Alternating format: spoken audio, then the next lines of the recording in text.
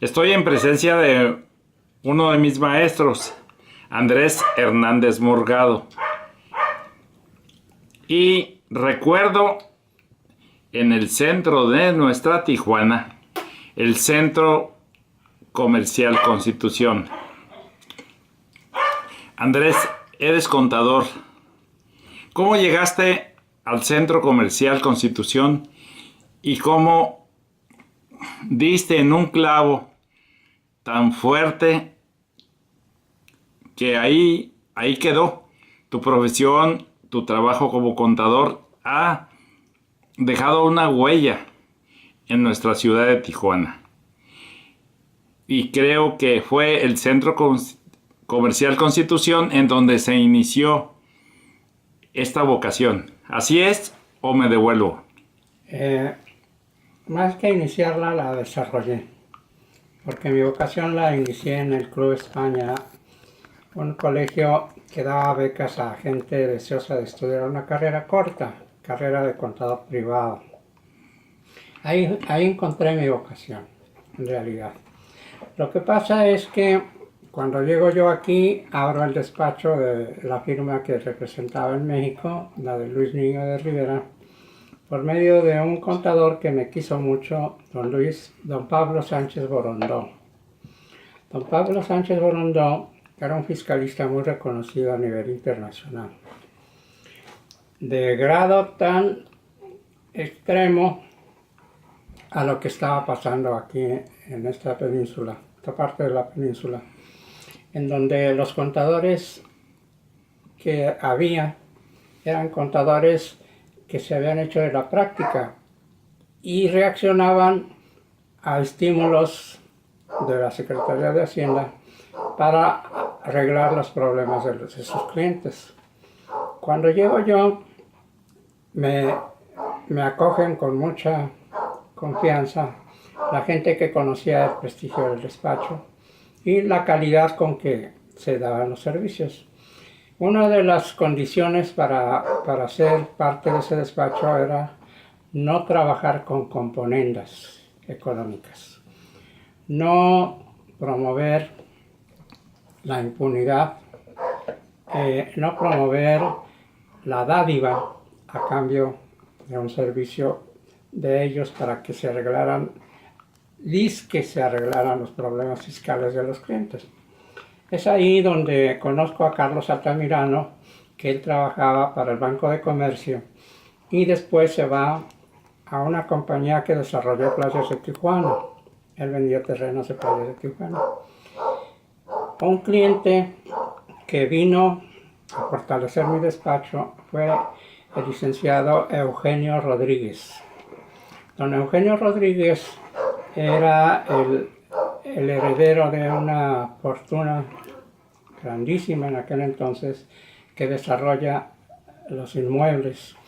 Un inmueble, el primero en su categoría, que fue centro comercial. CCC, hablar de CCC en aquel entonces era hablar de lo máximo en comodidad urbana, para los despachos sobre todo, para las tiendas de gran prestigio como la tienda Raya, la tienda Loza, que estaba enfrente de Raya, que eran competidores en ropa fina. Y en despachos, por ejemplo, ahí conocí a un doctor de Soto, que era dentista y era vecino del nuestro, abajo del despacho de Raimundo Galván, que también él fue contador público de los primeros que habitaron ese tipo de oficinas. Yo me fui con Carlos Altamirano a una oficina que estaba muy pegada al notario número 2, que era el licenciado, se apellidaba licenciado Rafael Moreno Enríquez. Moreno Enríquez, precisamente. Y nos desarrollamos. Él en plan urbanístico vendía terrenos, desarrollaba fraccionamientos. Él desarrolló el fraccionamiento, las huertas, por ejemplo. Él desarrolló un fraccionamiento muy conocido que está sobre la avenida Los Olivos, que va a las televisoras, no, a las tiendas, perdón, a las agencias de comunicación, la ABC, la BBC o algo así. En aquel entonces iniciaron la radio en Baja California. Eran ¿cómo se llamaban? Los hermanos de la ABC, ¿cómo se llama? No recuerdo ahorita. ¿Mayans? Ándale, ¿cómo se llama? ¿Cómo dijiste? Marcos Mayans. Marcos Mayans. Ellos iniciaron la radio aquí. Y curiosamente la Nájar, que es un fraccionamiento que desarrolló Carlos Altamirano, está pegadito a la Quinta Contreras, que en aquel entonces era parte de la ciudad de Tijuana, era un rancho. La Quinta Contreras era un rancho. Para ese entonces ya se estaba poblando la zona sur del centro de la ciudad y tuvo mucho que ver en esa población, en ese desarrollo, Carlos Altamirano. Yo me voy con él, formo parte de su oficina, una parte era él y yo, y era yo parte de su oficina. Compartíamos el privado. Cuando yo tenía clientes como don Eugenio, no era problema porque su oficina estaba enfrente, yo lo visitaba. Fue así que mi vocación la desarrollé, la empecé a desarrollar en Tijuana. A la vez di clases en la Escuela 5 de Mayo, que fue una experiencia muy bonita, es parte de mi trabajo actualmente para estar correspondiendo a esa bella imagen de la superiora directora en aquel entonces, Victoria Fregoso González. Y dentro de esa época que estamos hablando, a mediados de los años 50, 60, pues tú tuviste un trato especial con la élite económica fuerte de aquella Tijuana, con el grupo Dorians, con Miguel Torres. Platica, por favor, ese tipo de personajes, quiénes eran y por qué eran fuertes en lo económico en Tijuana. Eran gente común. Hablar de por fuerza en aquel entonces no se estilaba, no había divisiones. Te voy a dar el caso de que en el caso de Miguel Torres, por ejemplo, yo a él le hablaba de tú. Y no permitía que le hablaran de usted, porque él decía, el hablar de esa forma es tan formal como estar hablando con chilangos. Y aquí no nos gusta que haya individualismos, que haya en cierta forma distinción social. Él era un ciudadano como cualquiera, no obstante que era consejero del Banco de Comercio. Y se hablaba que era, si no el dueño, era gran parte, y una parte muy importante del capital del Banco de Comercio. Tuve la fortuna de tratar a gente como Kurt Honnold. Kurt Honnold forma dentro de esta ciudad una parte muy importante del desarrollo turístico. Él originalmente trabajó con la familia Escobedo, siendo gerente del Jai Alai. Muchos años. Creo que después de que se cerró el casino, se vino a trabajar con el señor Escobedo. Y después formó sus propias empresas. Una de ellas fue la Fumigadora de Baja California en compañía de su esposa. Y después la agencia de viajes Honnold. Una empresa la abrí yo, que fue la agencia de viajes, en 1965. Yo la abrí. Desde abrirla en el sentido figurado es hacer todas las gestiones para que les den las licencias, para que les den el reconocimiento fiscal como contribuyentes y empezar operaciones, ¿verdad? Las operaciones comerciales, de las que son muy distinguidos aquí en Tijuana por ser una industria, la turística, la mayor fuente de ingresos de la ciudad. es ahí que conozco ese tipo de gente. Es increíble cómo después, conectado con el señor Sergio Gabaldón, el trato era el mismo. Yo a don Sergio le guardé un respeto, y no por esto una falta de respeto con el señor Jono, por ejemplo, o con Miguel Torres. Con el señor Jono nunca le hablé de tú, era un respeto que había que guardarle, señor. Era en Alemania, él era un hombre muy reconocido, él era de Stuttgart, Alemania. Y si bien es cierto que en aquel entonces yo tenía muchas ventajas por ser el hecho de participar en el negocio de agencias de viajes, nunca las aproveché, nunca tuve la desviación, por decir así, de mis objetivos. Mi objetivo era formar mi familia, nada más. Y formarla de la mejor manera es muy difícil. Es muy difícil en cualquier parte del mundo. De tal manera que yo me acuerdo que una vez me dijo el señor Juan, el tour conductor, lo que llaman tour conductor, el responsable de un viaje a cualquier parte del mundo, es por parte de la agencia de viajes significativo tener a alguien de confianza. Alguien que tenga mucha experiencia en conducir gente, ¿verdad? Y me dijo, va a ir Chema González. José María González era un empleado de ahí de la agencia.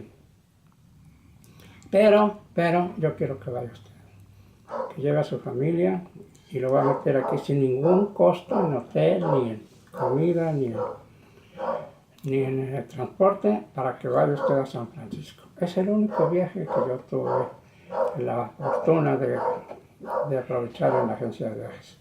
Bueno, vale la pena comentar, y estas son mis palabras de José Saldaña Rico, nada que ver con el Kurt Honnold, que después era el bufón de Jorge Hank Ron, No. que es el nieto de este primer Kurt Honnold.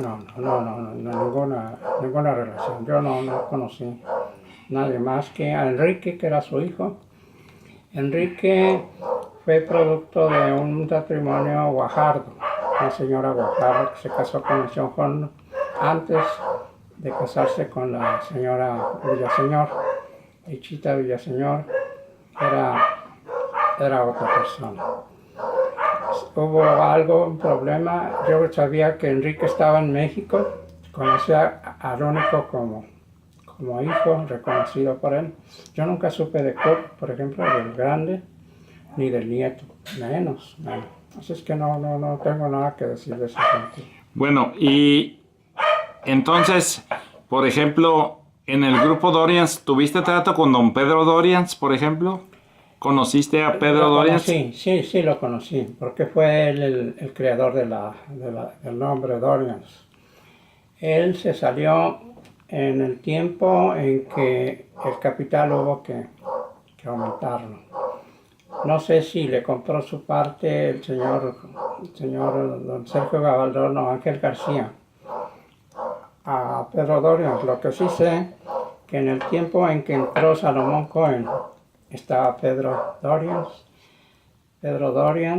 y estaba Ángel García, no estoy seguro, y Goldstein no estaba todavía, él entró mucho después de Sergio Gabaldón, pero la firma original era Pedro Dorians, Ángel García y Salomón Cohen. Después vino don Sergio Gabaldón. Don Sergio Gabaldón fue una pieza muy importante cuando viene el gobernador Milton Castellanos y hace que firmen un contrato en donde van a pagar con construcción del centro cívico de la ciudad, que está en el río actualmente. Es lo que se conoce como el edificio Dorians, pero se conoce porque ellos fueron los que pagaron, pero en realidad es el centro cívico que formó por primera vez antes de Mexicali Milton Castellanos, con contribuciones propias, originales de la ciudad. Viene él como un conciliador, un hombre muy visionario, a formar parte de la firma. Eso te hablo de lo que yo conocí, posiblemente haya algo más, quién sabe, eso yo no te lo podría precisar, pero sí te puedo precisar la calidad humana que tiene este hombre, Sergio Gabaldón.